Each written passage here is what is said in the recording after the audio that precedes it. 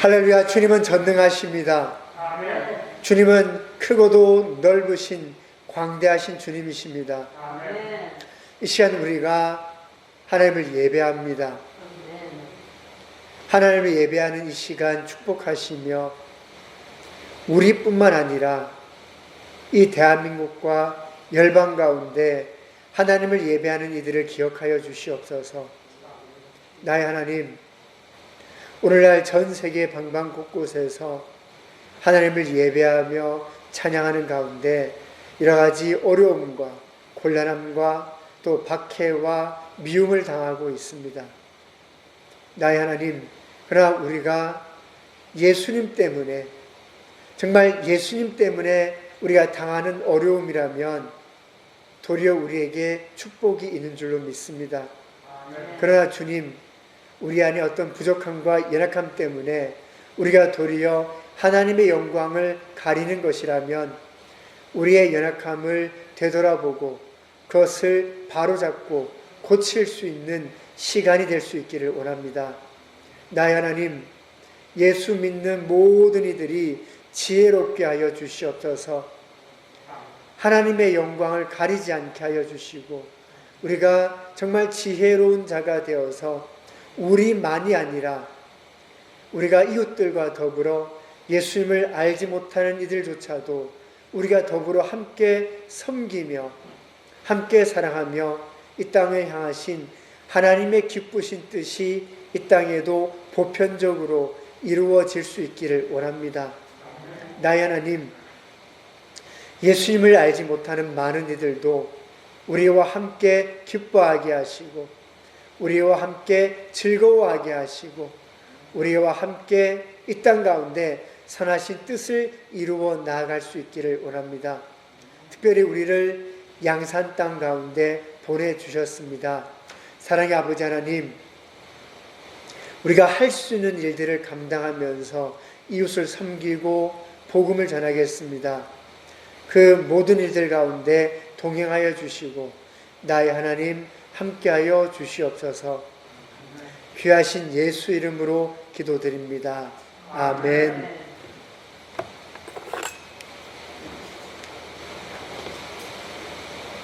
우리가 할 수 있는 일들을 감당할 때 우리가 할 수 없는 것까지도 하나님께서는 역사하여 주시는 줄로 믿습니다. 아멘. 지난 시간 우리가 말씀을 잠깐 정리하자면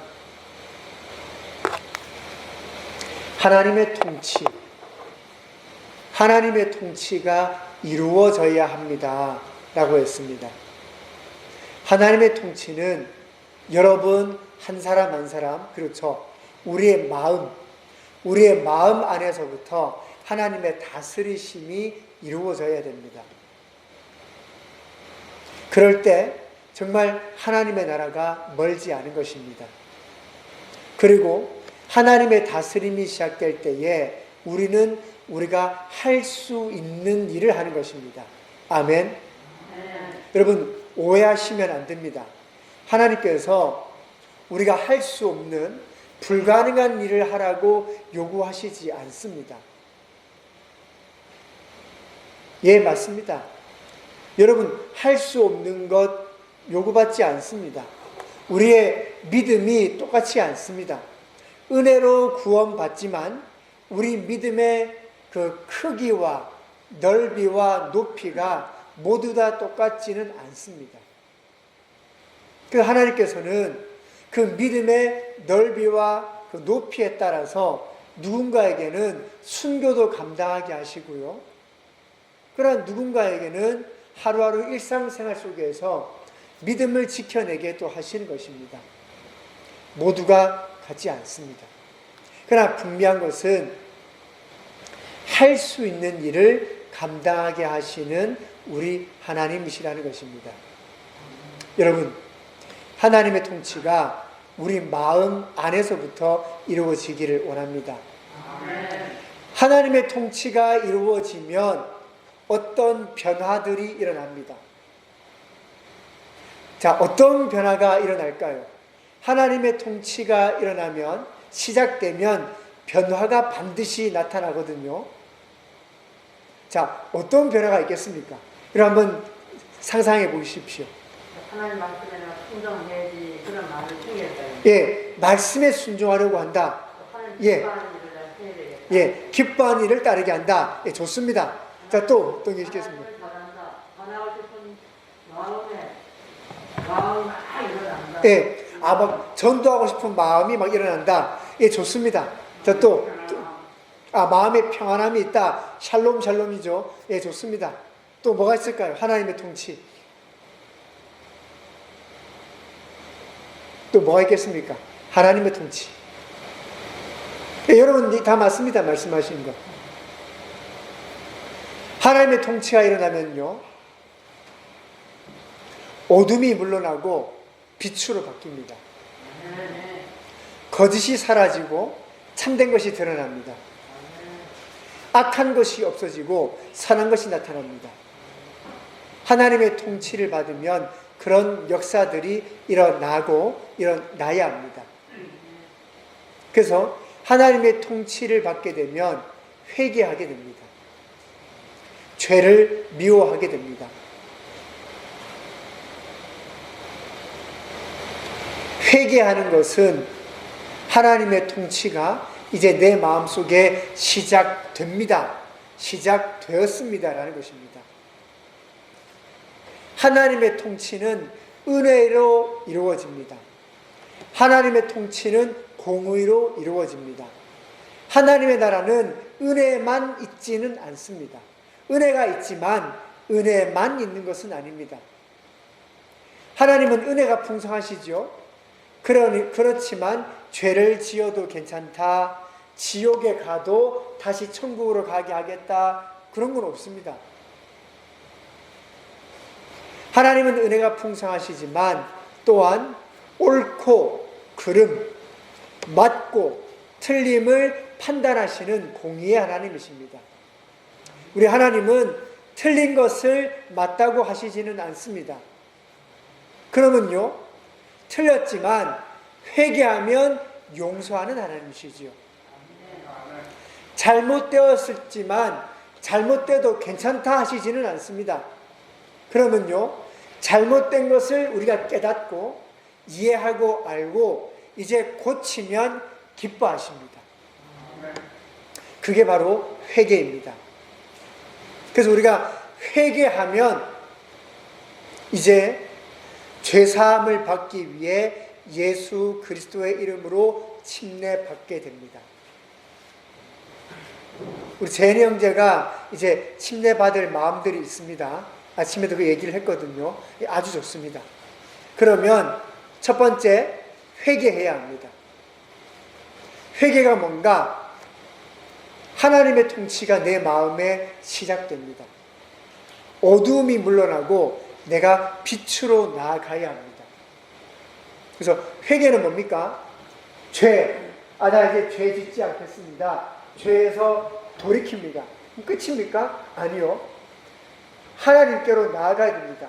하나님께로 내가 한 걸음 나아갑니다. 그러면 회개한 것입니다. 자, 회개 어떻게 알 수 있죠? 두 가지로 알 수 있습니다. 첫 번째, 회개하는 사람은 하나님 앞에 기도합니다. 회개하는 사람은 기도합니다. 두 번째, 회개하는 사람은 하나님의 말씀을 읽습니다. 왜요? 내가 회개했기 때문에, 죄를 미워하기 때문에 죄를 짓지 않으려면 하나님의 법이 무엇인지, 하나님이 무엇을 기뻐하시는지, 하나님의 사람은 어떻게 살아야 되는지 알아야 되거든요. 그러니까 회개하면 하나님의 말씀을 사모해서 막 읽으려는 마음이 생깁니다. 그러면 회개한 겁니다. 예, 회개한 것이 맞습니다. 그때 우리가 이제 죄사함, 죄를 씻기 위해서 예수 이름으로 침례받습니다. 성령으로 태어난다, 성령으로 난다, 그것은 성령의 침례를 말합니다. 요엘서 2장 28절의 말씀, 우리가 한번 이 말씀을 같이 읽겠습니다. 내가 모든 사람에게 나의 영을 보여주겠다. 너희의 아들들은 예언을 하고 너희들은 꿈을 꾸고 젊은이들은 상상을 볼지다. 아멘. 구약의 요엘이라고 불렸던 선지자가 어느 날 하나님께서 말씀을 주셔서 말씀을 기록으로 남겼습니다. 그 말씀이 뭐냐면 이겁니다. 내가는 하나님입니다. 그래서 하나님이 모든 사람에게 하나님의 영을 부어주겠다라고 약속하셨습니다. 하나님이 하나님의 영을 부어주신답니다. 그러면 모든 사람은 누구입니까? 너희는 우리를 말합니다. 사람들. 너희의 아들, 딸. 여기 우리 아들, 딸에 해당하는 사람이 이 자리에 지금 우리 지혜, 그리고 우리 재현이만 있습니까? 아닙니다. 아들, 딸은요, 청소년을 말하는 게 아닙니다. 그러면요, 자녀들 모두를 말합니다. 여러분 모두가 다 아들, 딸입니다. 아닙니까? 누군가의 아들이고 누군가의 딸이셨잖아요. 우리들 모두입니다. 예언을 한다라고 합니다. 예언. 성령이 충만하면 하나님의 일하심을 깨닫게 됩니다. 그게 예언입니다. 예언은요, 무슨 점쟁이나 무당 치는 사람이 야, 내일은 어떻게 될 거야? 그게 아닙니다. 그게 예언이 아니란 말입니다. 그러면요, 성경이 말씀하시는 예언은 뭐냐면 내가 성령으로 충만해져서 하나님의 일하심을 내가 눈으로 본다는 겁니다. 하나님의 일하심을 내가 봅니다. 이거 설명할 수 없는데 내가 볼 수 있습니다. 내가 봤기 때문에 말합니다. 난 봤으니까요. 그게 예언입니다. 그래서 구약에서는 원래 예언자라고 부르지 않았습니다. 그러면요, 선지자, 미리, 안다, 미리 안다는 거거든요. 근데 아닙니다. 선지자라고도 부르지 않았습니다. 그러면 뭐라고 불렀습니까? 맨 처음에 원래는 선견자라고 불렀습니다. 선견자라고 부르다가 그 사람을 선지자라고도 부르다가 그 사람들이 그냥 통칭해서 예언자라고 불리게 됩니다. 자, 예언, 말을 하죠. 말합니다. 자, 예언합니다, 예언. 근데 어떻게 예언할 수 있죠? 미리 알았거든요. 미리 알았단 말입니다. 그러면 어떻게 미리 알 수 있습니까? 선견, 미리 보았단 말입니다. 내가 봤습니다. 봤기 때문에 내가 이해했기 때문에 말합니다. 그럼 그것이 예언이 됩니다. 구약 성경들을 보십시오. 하나님께서 모세에게 말씀하시되 구약의 광야에 성막이 있었다는 거 여러분 아십니까? 예, 구약에 광야 40년 생활할 때 이렇게 막 텐트로 친 성막이 있었습니다. 그거 모세가 지으라고 했지요. 모세가 지으라고 했습니다. 그러면 모세는 어떻게 알았습니까? 주님께서 알려주셨거든요. 자, 그런데 하나님께서 1번 모세에게 말해주셨다. 2번 모세에게 보여주셨다. 뭡니까? 보여주셨답니다. 보여주셨다. 그냥 우리가 말로만 들으면 이게 잘 이해가 안 되죠. 근데 그림이 하나 있으면 여러분 이해가 쉽죠. 성막을 지어야 되는데 안에는 천을 어떻게 짜야 되고 어떤 수를 놓아야 되고 어떤 색깔을 입혀야 되고 무슨 뭐를 써야 되고 이게 말로만 들으면 이해하기 어렵습니다. 그렇잖아요. 근데 우리가 사진, 영화 딱 보면 설명하기는 어려울 수 있지만 딱 보면 알 수는 있습니다. 하나님께서 하늘의 창을 여시고 모세에게 보여주신 것입니다. 말씀하셨습니다. 모세야, 네가 성경에 나옵니다. 네가 본 그대로 네가 본 그대로 짓게 하라라고 하셨습니다. 그게 예언입니다.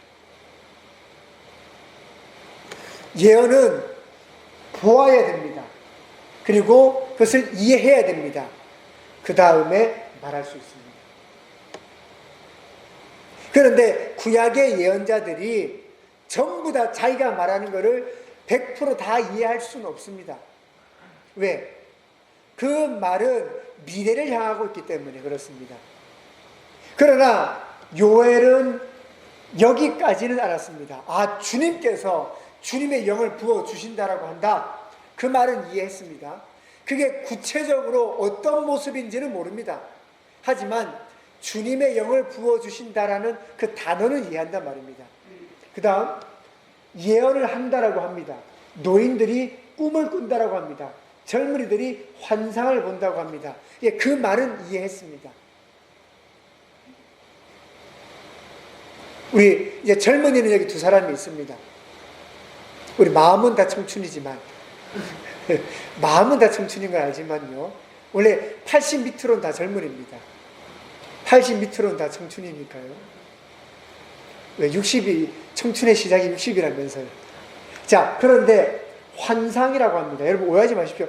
환상은 뭐 이상한 걸 봤다. 이게 환상이 아닙니다. 환상은 비전입니다. 비전. 요즘 젊은 사람들이 이렇게 뭔가 아이디어를 내서 막 회사나 기업을 만들잖아요. 그 전에 없었던 것들. 그게 환상을 보는 것입니다. 이상한 걸 뭐 귀신을 봤다는 의미가 아니라 어떤 계획을 가지고 마음의 뜻을 품고 비전, 아, 이런 것이 어떻게 이루어질까? 비전을 꿈꾼단 말입니다. 그 꿈을 가진 젊은이들이 앞을 이끌어 가는 것이죠. 요엘이 이 말을 다 이해하지는 못했지만 주님이 말씀하셨을 때, 아, 앞으로 뭔가 이런 일이 있겠구나를 이해했단 말입니다. 사도행전 1장 5절 말씀 우리 같이 읽겠습니다.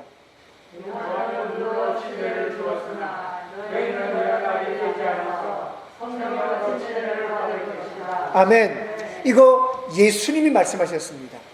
아멘. 구약의 요엘에게 하나님, 구약의 여호와, 바로 신약의 예수님 그분이죠. 지금 그분이 같은 말을 하고 있습니다. 내가 나의 영을 부어주겠다 말씀하십니다. 몇 날 안 되어서 너희 성령으로 칭례받을 것이다. 그분이 지금 같은 말을 하고 계십니다. 사도행전 2장 16, 17절 말씀 같이 읽겠습니다. 하나님께서 예언자 요엘을 시켜서 말씀하신 대로 이루시니까 하나님께서 말씀하셨다. 마지막 날에 나는 너의 영을 모든 사람에게 부어주겠다. 너의 아들들과 너의 딸들을 예언하고 너의 젊은이들은 환상을 보고 너의 애들들은 꿈을 꿀 것이다. 아멘. 그 일이 이루어집니다. 이루어졌습니다. 오순절날, 2000년 전 오순절날 성령이 강림하시고 성령의 말하게 하심을 따라 방언하게 되면서 성령을 받았습니다. 그 일이 이루어졌습니다. 여러분, 사도행전을 보면요, 여러 가지 표현들이 있는데 그건 전부 다 똑같은 것입니다. 모두 같은 것입니다. 성령을 받다, 성령으로 충만하다, 성령의 침례를 받는다, 성령을 부어주신다, 성령이 내리셨다, 성령의 선물이다. 이게 다 같은 말입니다. 이게 다 같은 걸 말합니다. 성령으로 충만한 것, 다 똑같은 말입니다. 받다, 충만하다, 침례, 부어주다, 내리다, 선물, 전부 다 똑같이 아까 요엘서의 말씀으로 하자면 하나님의 영을 부어주시는 것, 이것을 나타내는데 다 같단 말입니다. 그래서 이제 여러분 성령을 받으셨습니까? 예, 여러분 받은 겁니다. 바로 그것이 충만한 것입니다. 바로 그것이 침례를 받은 것입니다. 그것이 부어주신 것입니다. 여러분에게 내린 것이고 성령의 선물을 받은 것입니다. 모두 같습니다.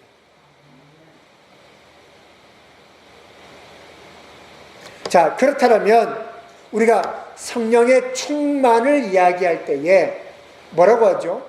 날마다 성령으로 충만해야 된다라고 하지 않습니까? 네, 맞습니다. 그러면 날마다 성령을 받아야 됩니다. 안 받았기 때문입니까? 안 받았다는 의미가 아닙니다. 어느 시점에 과거에 우리가 표적의 방언으로 방언을 하게 되면서 성령을 받았죠. 예, 구원을 받았습니다. 그런데 하나님의 성령이 마치 샘 솟듯이 우리의 삶 가운데 날마다 흘러 넘쳐야 됩니다. 그러므로 우리는 날마다 받아야 됩니다. 이제 내가 사는 것은 내가 사는 것이 아니요 나를 위하여 십자가에 죽으신 예수 그리스도로 인하여 사는 것입니다.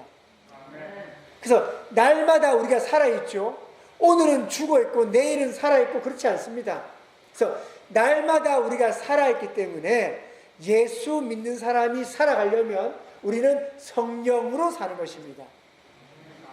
그러므로 날마다 성령을 받는 것입니다. 구원받지 않았기 때문이 아니라 우리는 성령을 받아야 사는 사람입니다. 하나님의 영이 없으면 우리는 그때부터 아닌 것입니다. 아무것도 아닌 것이 됩니다. 내가 나 된 것은 하나님의 은혜이고 하나님의 은혜 중에 은혜는 나와 같은 자에게도 성령을 부어주셨다. 그게 은혜입니다. 날마다 성령으로 충만합니다.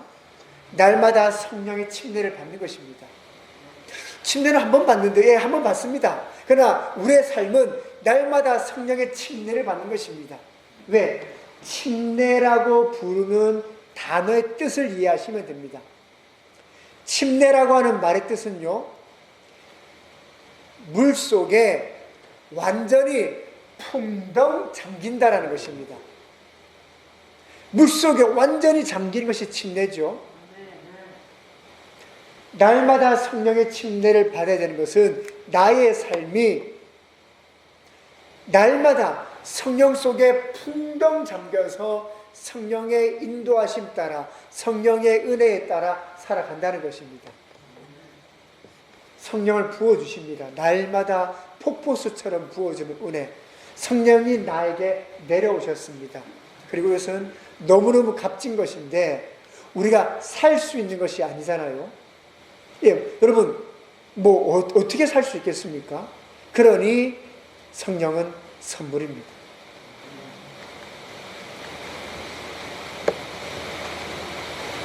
우리가 성령을 받을 때 성령이 우리 안에 거하십니다.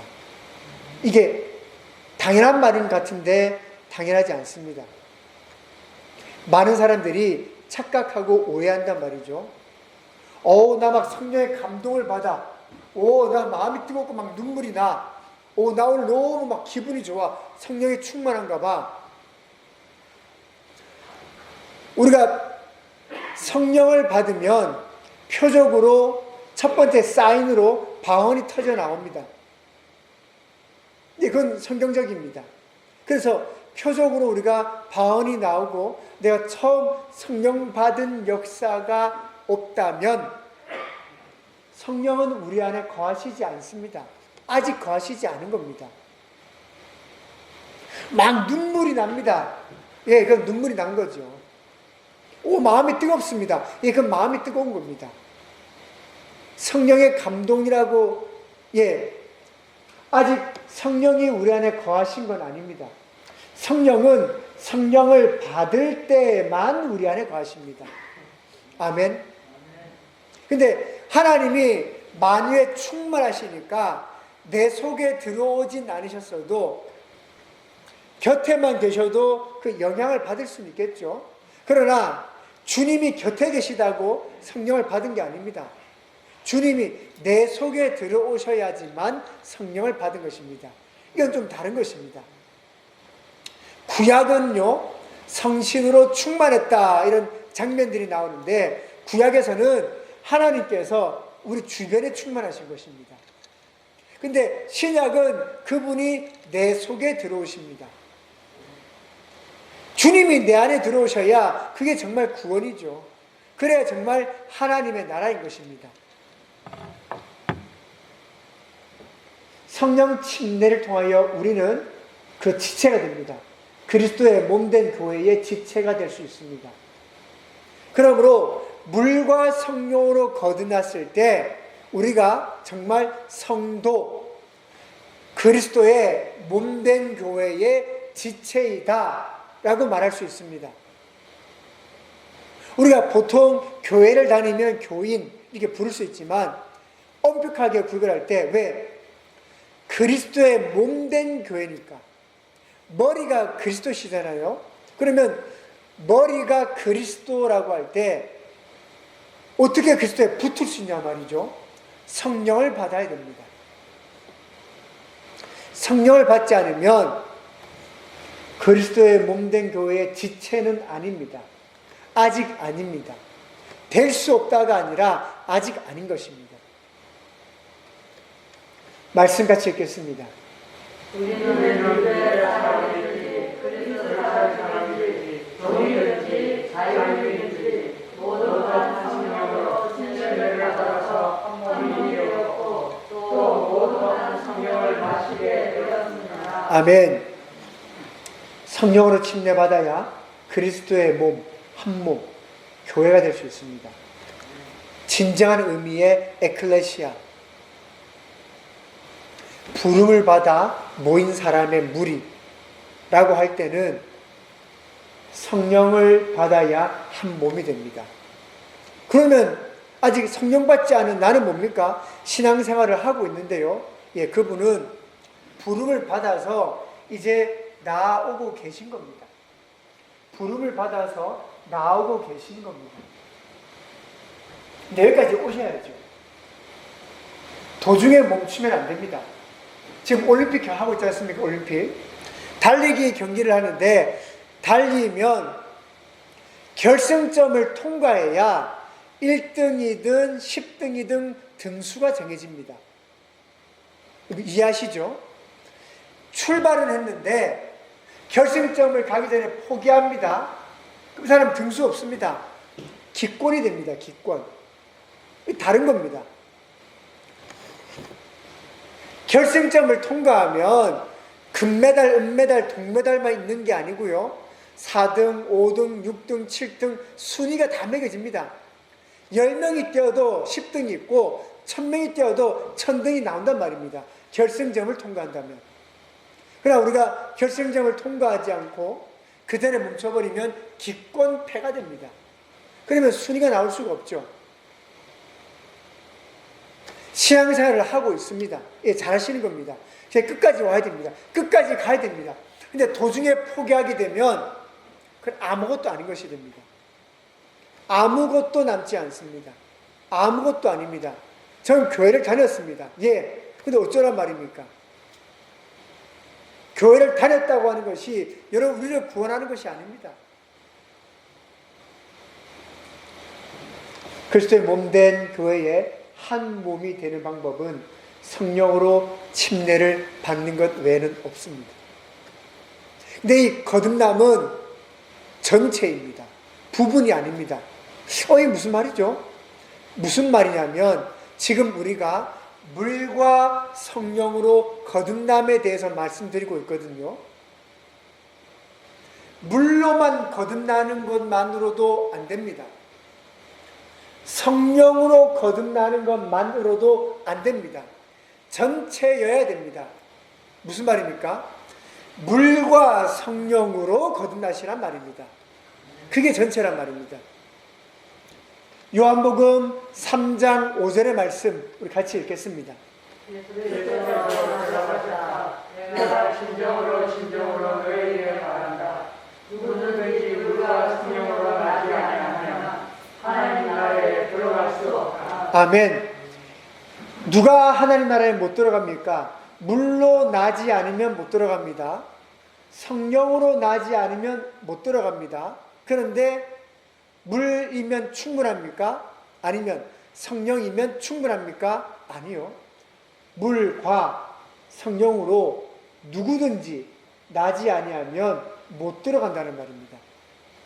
누구든지라고 말하는 것은 예외가 없다는 뜻입니다. 물 침례만으로 안 됩니다. 바운 표적으로 성령 침례를 받았다는 것만으로 안 됩니다. 그러면요, 거듭남은 전체란 말이죠. 누구든지 물과 성령으로 거듭나셔야 됩니다. 그래서 침례 받으신 분은 성령 받기를 사모하는 것입니다. 그게 온전한 것, 그것이 바로 전체이기 때문입니다. 갈라디아서 3장 27절 말씀 같이 읽겠습니다. 여러분은 모두 침례받아 그리스도와 하나님이고 그리스도를 아멘. 침례를 받으면 그리스도로 옷을 입습니다. 비유는 좀 그렇겠지만 우리가 옷을 입을 때 오른팔, 왼팔 옷을 끼지 않습니까? 이렇게. 예를 들면 오른팔이 물 침례라면 왼팔이 성령 침례인 것입니다. 그래 옷을 정상적으로 입은 게 되죠. 우리가 한 팔만 끼고 옷을 입으면 옷이 흘러내립니다. 벗겨지겠죠, 그 옷이. 그리스도로 옷 입는 것입니다. 침례를 받으면. 자, 그러면 질문입니다. 여러분은, 우리 모두를 말합니다. 여러분은 모두 침례를 받아. 여기 저도 침례 받았거든요. 침례 받으신 분도 계시고, 아직 침례를 안 받으신 분도 계십니다, 이 자리에는. 근데 침례를 받아 그리스도와 하나가 되고, 그리스도를 옷으로 입은 사람들이기 때문입니다. 침례 받는 것을 왜 그리스도로 옷을 입는다라고 말했을까요? 침례 받는 것을 왜 그리스도로 옷 입는다라고 말을 했을까요? 그냥 옷 입는 거니까? 그렇지는 않고, 갈라디아서를 누가 썼죠? 바울이 썼습니다. 바울이. 우리가 이 말씀을 이해하려면 이스라엘의 문화를 조금 이해할 필요가 있습니다. 마태복음 22장 1절부터 14절을 보시면 혼인잔치의 비유가 나옵니다. 어떤 거냐면요, 큰 임금이 자기 아들 이제 결혼식 할 때 혼인잔치를 해서 사람들을 초대했습니다. 근데 초대장을 받았던 사람들이 안 온다는 겁니다. 그래서 임금이 화가 났습니다. 그래서 종들한테 시킵니다. 거리에 가서 아무나 다 데려오라. 누구든지 다 데리고 오라. 라고 하는 겁니다. 그래서 이 잔치가 사람들로 채워진다라고 하는 혼인잔치의 비유가 있습니다. 자, 우리 말씀 읽어보겠습니다.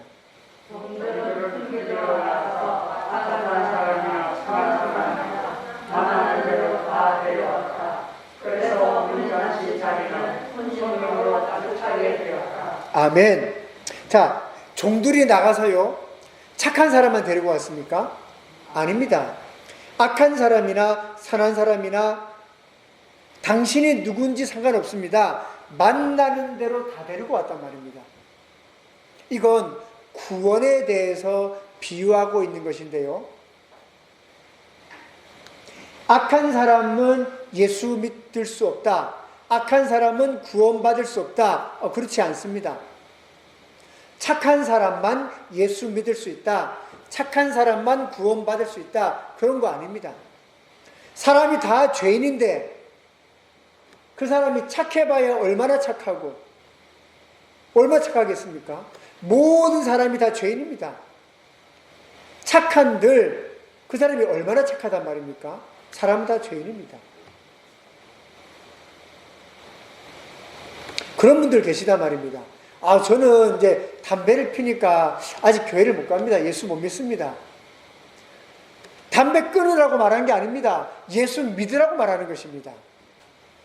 저는 술을 마시니까 교회 못 갑니다. 예수 못 믿습니다. 술 끊으라고 말하지 않았습니다. 예수 믿으라고 말한 것입니다. 악한 사람도 잔치에 온다니까요. 누구나 다 잔치에 오는 것입니다. 아멘? 너 담배 안 피면 교회 올 수 있다? 그런 거 없습니다. 야, 너는 못됐으니까 너 교회 오면 안 되겠다. 그런 거 없단 말입니다. 하나님은 여러분이 누구인지 상관없습니다.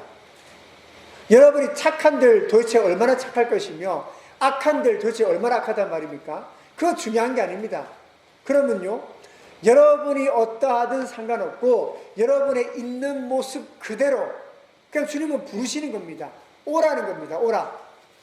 잔치를 내가 베풀었으니까 여기 오라 말입니다. 오라. 그래서 정말 왔습니다. 전부 다 여기 왔습니다. 얼마큼 왔습니까? 가득 차게 왔습니다. 자, 우리 그 다음 말씀 읽겠습니다.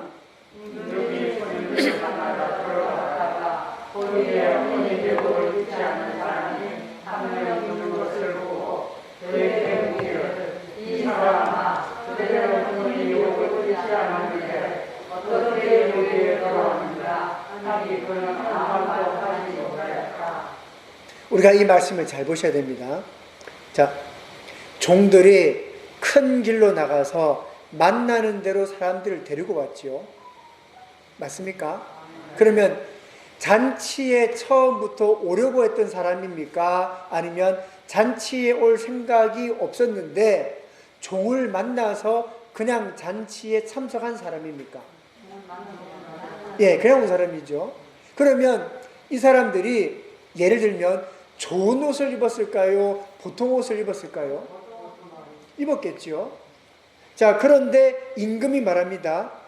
왜 예복을 입지 않았는가? 라고 말한단 말입니다. 이상하잖아요. 이걸 이상하다라고 느껴야 정상입니다. 잔치에 오려고 준비된 사람이 아니었으니까 당연히 좋은 옷이나 이렇게 예복을 안 입었다라고 생각을 해야 맞다는 거죠. 그러니까 당연히 옷을 입지 않은 것이 정상인데 왜 임금은 화를 낼까라고 궁금증이 생겨야 정상이지요. 그렇죠? 예. 그러니까 이제 여기서 우리가 이스라엘의 문화를 알아야 된다는 겁니다. 열왕기하입니다. 이 말씀은 신약에 있죠. 열왕기하는 구약에 있습니다. 그럼 아주 예전이란 말입니다. 그래서 중동 지방과 중동 이스라엘의 이 문화는 아주 오래된 문화란 말입니다.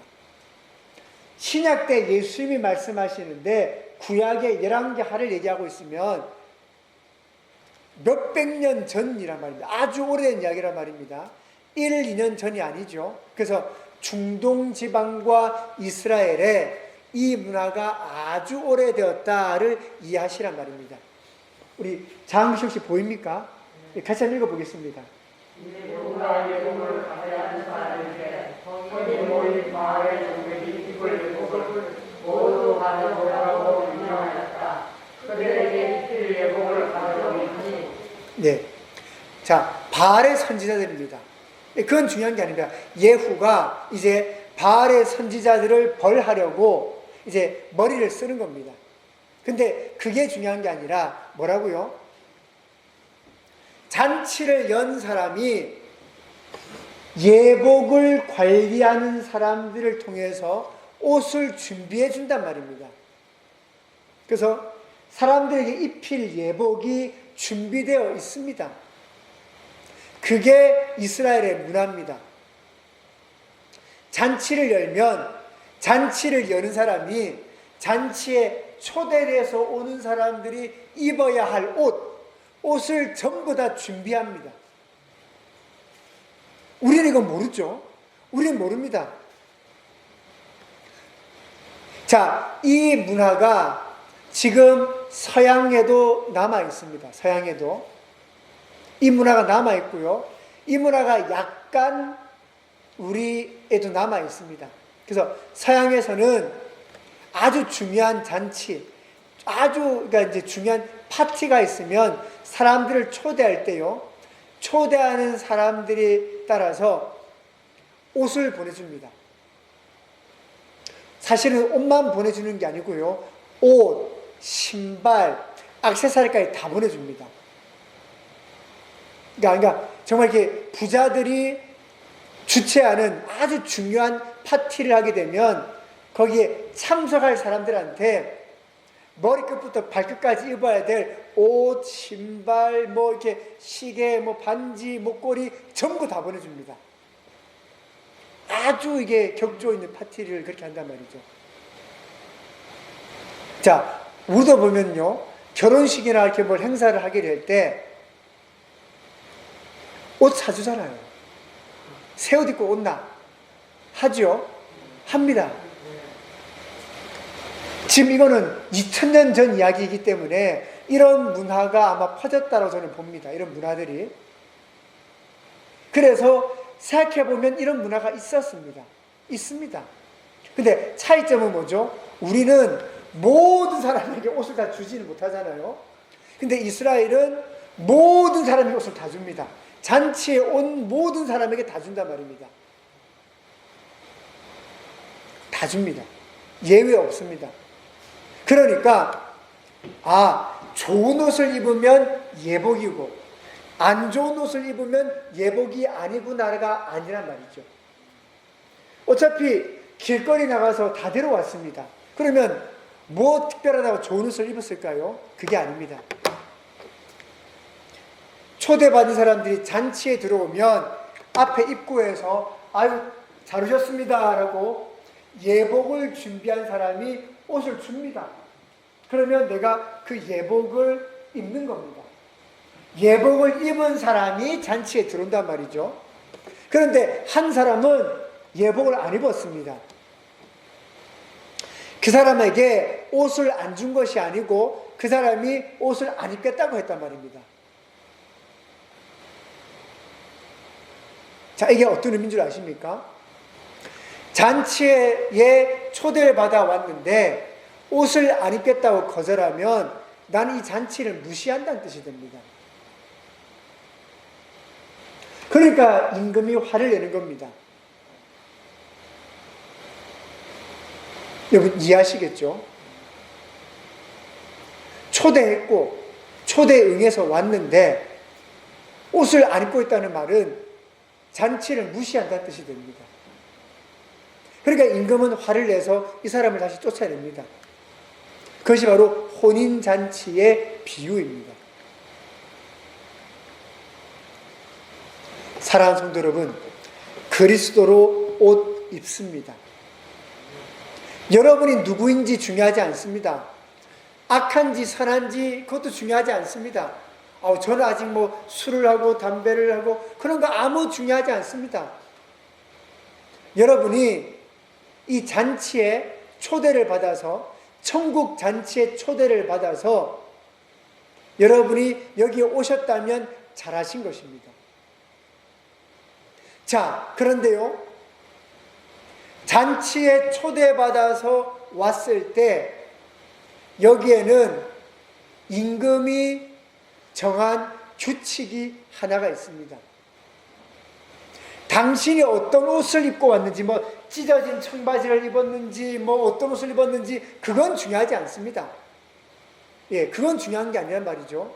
중요한 것은 잔치에 들어올 때 임금은 여러분에게 가장 좋은 새 옷을 입혀준다는 것입니다. 그래서 잔치에 들어올 때는 잔치를 준비한 왕이 준비한 새 옷을 입고 잔치에 들어오는 겁니다. 그렇게 잔치에 참석한다는 것입니다. 침례는 그리스도로 옷을 입는 것입니다. 오늘 본문 말씀, 오늘 갈라디아 말씀이 그겁니다. 침례를 받은 사람은 그리스도와 하나가 되어서 그리스도로 옷을 입는다. 근데 침례는 전체라고 했습니다. 성령 침례만 침례가 아닙니다. 물 침례만 침례가 아닙니다. 구원은 물과 성령으로 거듭나는 전체입니다. 그러므로 그리스도로 옷을 입는 것은 물 침례와 성령 침례를 전부 다 말하는 것입니다. 임금님께서는 물 침례만 준비하지 않으셨습니다. 임금님께서는 성령 침례만 준비하신 게 아닙니다. 왕 대신 예수님이 뭐라고 하셨습니까? 누구든지 물과 성령으로 거듭나지 않으면 하나님 나라에 들어갈 수 없다. 하나님 나라가 뭐죠? 혼인잔치란 말입니다. 잔치. 자, 이 잔치에 들어가려고 할 때는 물과 성령으로 거듭나는 것입니다. 당신이 누구인지는 중요하지 않습니다. 왕께서 준비하신 옷을 입으면, 옷 입으면 잔치에 참석할 수 있습니다. 하나님의 나라, 하늘 잔치, 참석하는 방법이 뭐라고요? 옷을 입으면 됩니다. 옷 입으면 잔치에 참여합니다. 그것이 오래전 수천 년 전부터 있었던 문화였습니다. 예수님이 그 문화를 알고 계시기 때문에 혼인잔치 비유를 통해서 말씀하신 것입니다. 예수님 뭐라고 하셨죠? 청함을 받은 사람은 많은데 택함 받은 사람은 적다라고 했습니다. 이게 무슨 말입니까, 이게? 이 말은 이런 말입니다. 잔치에 초대를 받아서 사람들이 많이 왔습니다. 근데 잔치에 들어가려면 옷을 입어야 됩니다. 옷 입으면 택함 받습니다.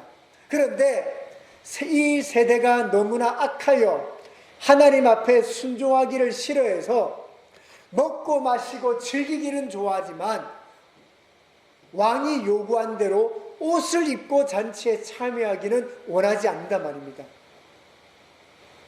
옷을 입어야 택함 받습니다. 그런데 옷을 사라고도 하지 않았습니다. 왜 안 좋은 옷을 입었냐라고도 하지 않으셨습니다. 그러면요, 그 옷도 주신단 말입니다. 하나님이 옷을 주시는 것입니다.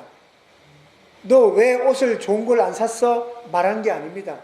너 왜 옷이 안 좋아? 그렇게 말씀하신 게 아닙니다. 옷도 내가 줄게. 내가 주는 옷을 입자. 그게 하나님 말씀하신 것입니다. 근데 마음에 순종함이 없기 때문에 택함을 못 받습니다. 옷을 안 준 게 아니라 옷은 주셨는데 옷을 안 입은 겁니다. 옷을 거절했죠. 그게 바로 불순종입니다. 옷을 거절하는 것이 불순종입니다. 그러면 구원받을 수 없습니다. 하나님 나라에 들어갈 수 없습니다. 그러면 혼인잔치, 잔치에 참석할 수 없습니다. 그리스도로 옷 입습니다. 사랑하는 여러분, 침례를 받는 것이 옷 입는 것입니다. 그러므로 여러분, 내가 예수 믿겠다, 내가 예수 믿습니다 라고 하는 분들은 회개하시고 빨리 예수 이름으로 침례를 받고 성령의 선물을 빨리 받으십시오. 그게 옷을 입는 겁니다. 옷을 입어야 정말 하나님 나라에 들어가는 것입니다. 그러면 이제 질문입니다. 우리가 옷을 입으려고 하면 하나님의 은혜, 하나님의 보혈이 필요합니다. 예, 이 잔치에 참여한 것도 하나님의 그 보혈의 은혜로 오지 않습니까? 맞죠? 그러면 하나님은 어느 시점에 예수 그리스도의 그 보혈의 은혜가 나한테 적용되실까? 첫 번째, 잔치에 참여하기 전에. 두 번째, 잔치의 소식을 듣고 한 걸음 내가 발을 뗐을 때, 아니면 잔치 입구까지 왔을 때, 아니면 내가 이제 순종하면서 준비된 예복을 내가 입었을 때, 아니면 잔치 자리에 앉아서 이제 마음껏 먹고 마시고 즐기면서 막 잔치를 즐길 때, 보혈의 은혜는, 그 은혜가 언제 나한테 적용될까요? 입었을 때. 예, 또 다른 분. 언제 적용될까요? 들어오는 예복을 입었을 때. 입어요.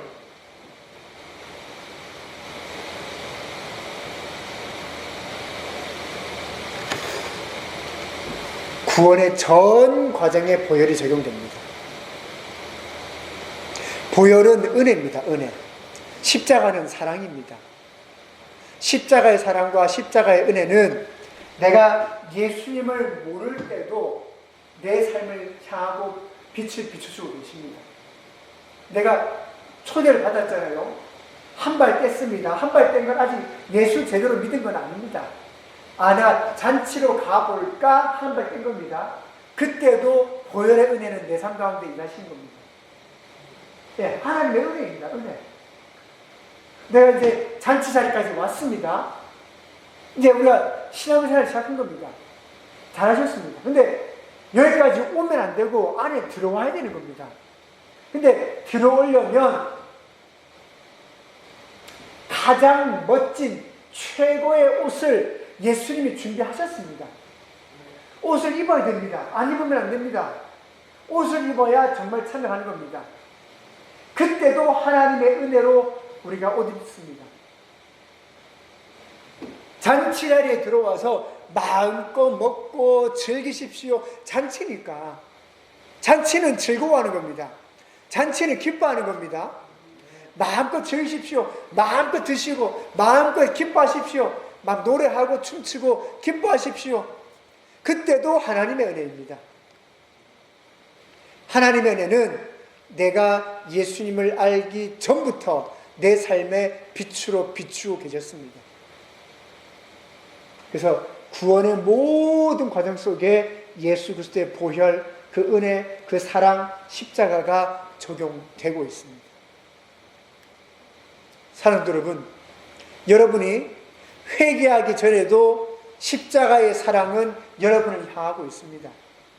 여러분이 침례를 받기 전에도 십자가의 은혜와 사랑은 여러분을 기억합니다.